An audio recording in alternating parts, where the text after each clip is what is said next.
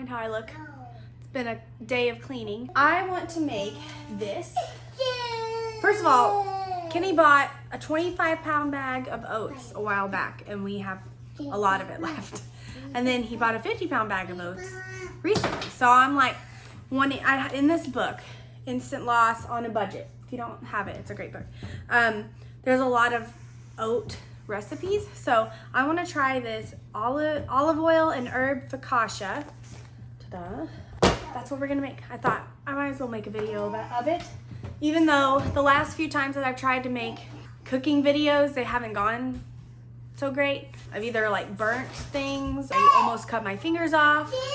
So yeah, anyway, let's start making this. So what you're gonna need is 2.5 cups of, well, it says gluten-free. Oh, can you see me? 2.5 cups of oats, which I have over there. And then you need a cup of warm water, 2 tablespoons of honey, a teaspoon of yeast, active dry yeast, an egg, 1.5 teaspoons of extra virgin olive oil, plus more for brushing, 1.25 teaspoons of fine sea salt, plus more for sprinkling, cooking oil spray to spray the pan, and a tablespoon of fresh thyme leaves. I don't have that, so maybe we'll just sprinkle some Italian seasoning on top. But that's what we're gonna do. So the first thing you do is, in a high-power blender, combine the oats, water, honey, yeast, egg, olive oil, and salt, and blend on high until the mixture forms a wet dough.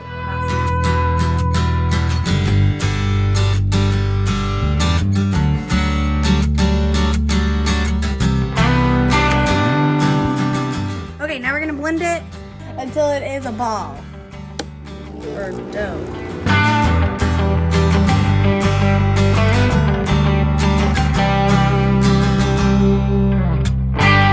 Now we're gonna put it in a bowl.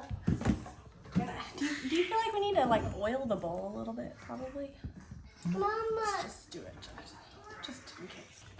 We're gonna oil the bowl, and I think next time what I'm going to do is I'll just, blend the oats by themselves and then mix everything else with the KitchenAid, because that was a mess.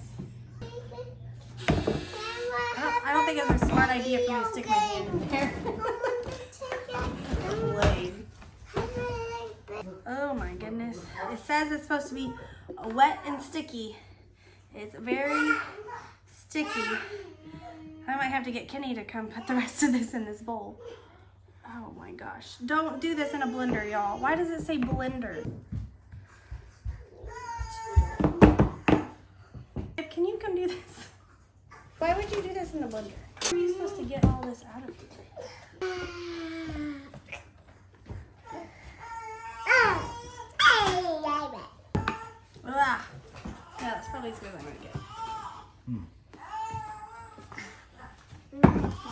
Yeah. Definitely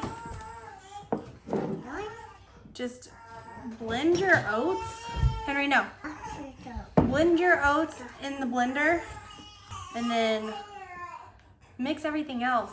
If you've got a KitchenAid, do that. Because this is dumb. I'm gonna call this channel Testing Recipes That Look Easy and Making Them Look Hard. How to make easy recipes look hard. Okay, do you have to cover it?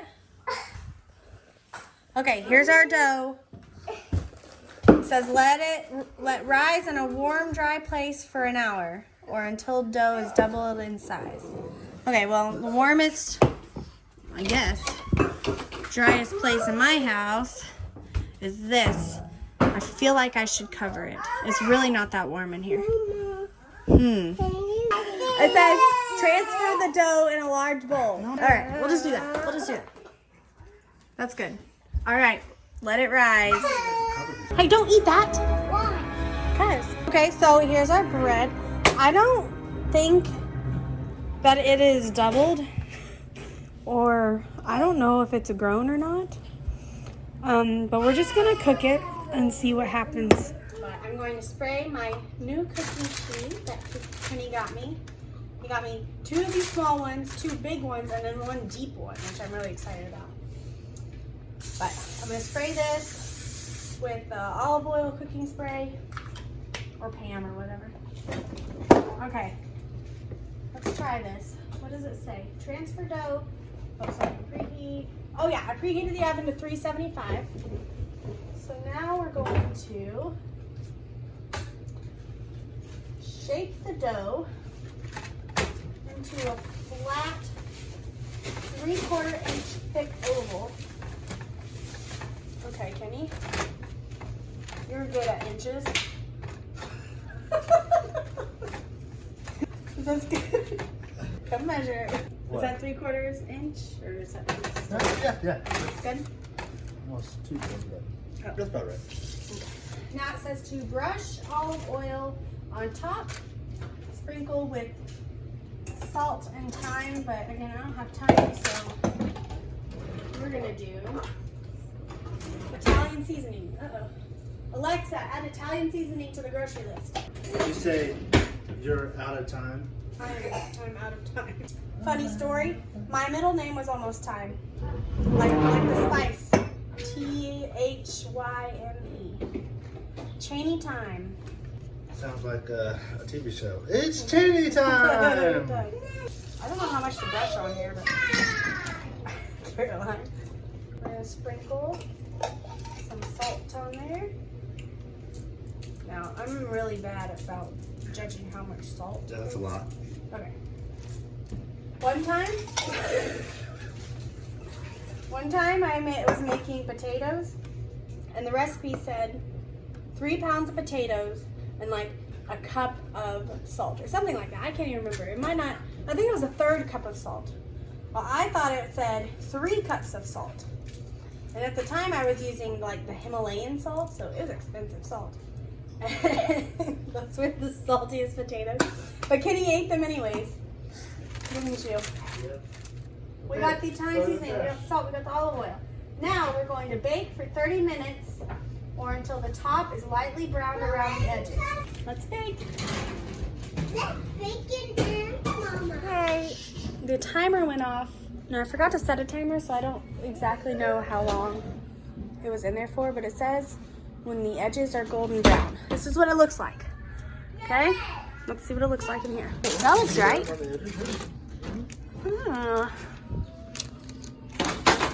It smells really good. We'll come back and taste it in a little bit. It feels like bread. I'm excited. I need to make some of that olive oil dip. Oh, yeah. How do you do that? I don't know. I'm gonna look it up. Okay, he's gonna try the first bite. You gotta let me know. Okay. Be honest, because I know you. What's the inside look like? Looks cooked? Yeah.